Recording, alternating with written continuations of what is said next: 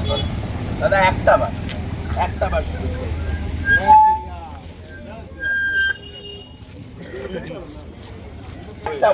একটা বার সুযোগ চাই, একটা বার দাদা। কাকিমা একটা বার সুযোগ দেবেন কাকিমা। ব্যারাকপুর বিধানসভার বিজেপি মনোনীত প্রার্থী, আপনাদের সকলের কাছে অনুরোধ, একটা বার ভারতীয় জনতা পার্টিকে সুযোগ দেবেন। একটা বার আপনাদের সকলের কাছে অনুরোধ, একটা বার সুযোগ করে দেবেন। আমি আপনাদের এই এলাকার ছেলে, আপনাদের সকলের কাছে অনুরোধ জানাতে এসেছি, একটা বার সুযোগ করে দেবেন। একটা বার সবাই সুযোগ পেয়েছে, বিজেপি পাইছে, একটা বার সুযোগ করে দেবেন। ভারতীয় জনতা পার্টির প্রার্থী উত্তর বাগচি মহাশয় এসছে, আপনারা আশীর্বাদ দিয়ে ওনাকে জয়যুক্ত করবেন এই আশা রাখি।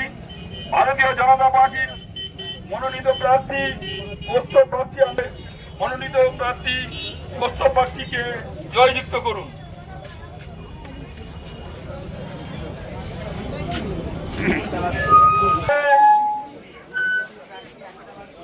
ভারতীয় জনতা পার্টির মনোনীত মাননীয় উত্তর বাগচি মহাশয় আপনাদের সবার আশীর্বাদ নেওয়ার জন্য।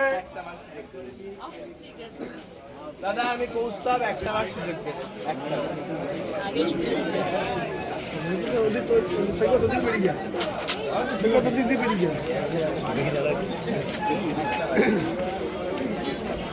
আপনাদের সামনে ভারতীয় জনতা পার্টির মনোনীত প্রার্থী যাচ্ছেন, কি কথা তুলে ধরছেন? উন্নততর ব্যারাকপুর গড়ার লক্ষ্যে সমগ্র ব্যারাকপুরবাসীর কাছে আবার আবেদন যে দেখুন, আমরা বিগত দিন ধরে এই ব্যারাকপুরের এই রাস্তাঘাটের বেহাল অবস্থা নিয়ে দিনের পর দিন আন্দোলন করেছি। সাময়িকভাবে কিছুটা জায়গায় রাস্তা মেরামত হয়েছে, কিন্তু সামগ্রিকভাবে সারা ব্যারাকপুর জুড়ে রাস্তাঘাটের বেহাল দশা। ব্যারাকপুরের সাব ডিভিশনাল যে হসপিটাল, বিএন বোস হসপিটাল, আপনি গিয়ে দেখুন, জ্বর সর্দি কাশি হলেও পর্যন্ত পেশেন্ট রেফার করে দেওয়া হচ্ছে। আমি একটা এমন ব্যারাকপুর চাই, বিশেষ করে শিক্ষা, স্বাস্থ্য, কর্মসংস্থানের ক্ষেত্রে যে ব্যারাকপুর একটা দৃষ্টান্ত স্থাপন করবেন। আমার যেমন একটা স্বপ্ন, সেটা হচ্ছে দেখুন, বিধায়ক রাজ চক্রবর্তী ব্যারাকপুরের কি নিদারুণ উন্নয়ন করেছেন বলে দাবি করেন। ব্যারাকপুর বিএন বোস হসপিটালে বিগত 5 বছরে রাজ চক্রবর্তীর একবার না একবার তো শরীর খারাপ হয়েছে। ব্যারাকপুরের তৃণমূলের নেতাদের তো, বড় বড় নেতাদের একবার না একবার তো শরীর খারাপ হয়েছে। আমি বলছি, একটা রেজিস্টার বুক বিএন বোস হাসপাতালের খুলে দেখি তো, তারা কখনো ওই হাসপাতালে ভর্তি হয়েছে কিনা। আমি একটা এমন ব্যারাকপুর চাই, এবং সেখানকার হাসপাতালটা ঠিক এমন করতে চাই যেন আমার নিজের বা আমার পরিবারের কারো শরীর খারাপ হলে আমরাও যেন ওইখানেই ভর্তি হই, এবং ট্রিটমেন্টের মানটা এমন যেন থাকে যাতে সাধারণ মানুষও যেমন ট্রিটমেন্ট পায়, সবাই ওই একই রকমভাবে ট্রিটমেন্টটা পায়। দৃষ্টান্ত স্থাপন হোক। আমি বলছি, এই পরিস্থিতির পরিবর্তন এইভাবেই আমরা চাই। আমার ব্যারাকপুর নিয়ে বেশ কিছু চিন্তাভাবনা আছে, যার মধ্যে একটা হচ্ছে ইউপিএসসি, এসএসসির কম্পিটিটিভ এক্সামসের জন্য প্রিপারেশনের জন্য বহু গরিব ছেলেমেয়েরা তারা প্রিপারেশন করতে পারে না, সেটাকে নিয়ে একটা আমার চিন্তাভাবনা রয়েছে।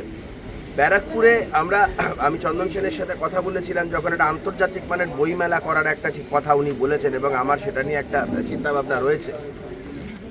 এই ধরনের বেশ কিছু ইস্যু, এবং সাথে সাথে সবথেকে বড় যে বিষয়টা, সেটা হচ্ছে এই ব্যারাকপুর জুড়ে এই সিন্ডিকেট রাজ, এই প্রোমোটারি, এই তোলাবাজি, এই সাট্টা, জুয়ার, এই কারবার, এই সমস্ত থেকে ব্যারাকপুরকে মুক্ত করতে হবে। সব থেকে গুরুত্বপূর্ণ যে বিষয়, সেটা হচ্ছে আমার ব্যারাকপুরের হৃত গৌরবকে পুনরুদ্ধার করতে হবে। ব্যারাকপুর মানে ক্রিমিনালদের ব্যারাকপুর নয়, বোমগুলির ব্যারাকপুর নয়।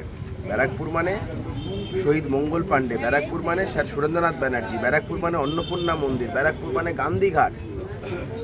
এই হৃত গৌরবকে পুনরুদ্ধার করতে হবে। এবং সর্বোপরি আর একটা বিষয়, সেটা হচ্ছে ব্যারাকপুরের পর্যটন শিল্পটা দীর্ঘদিন একদম আনএক্সপ্লোর্ড থেকেছে। আমার এটা নিয়ে বেশ কিছু চিন্তাভাবনা আছে। আর সাথে সাথে আমি বলছি, মিল মজদুর, কারখানা শ্রমিকদের তো একটা বড় অংশ আছে ব্যারাকপুর বিধানসভা অন্তর্গত এলাকায়। আমি এ কথা আগেও বলেছি, আবারও বলছি, আমি বিধায়ক নির্বাচিত হওয়ার পর, আমাদের সরকার হওয়ার পর 6 মাসের মধ্যে ব্যারাকপুর শিল্পাঞ্চলের, বিশেষ করে ব্যারাকপুরের বিধানসভা অন্তর্গত মানুষজনদের আমি চাই তাদের সকালের ঘুমটা ভাঙুক ওই মিল কারখানার ওই হুটারের আওয়াজে।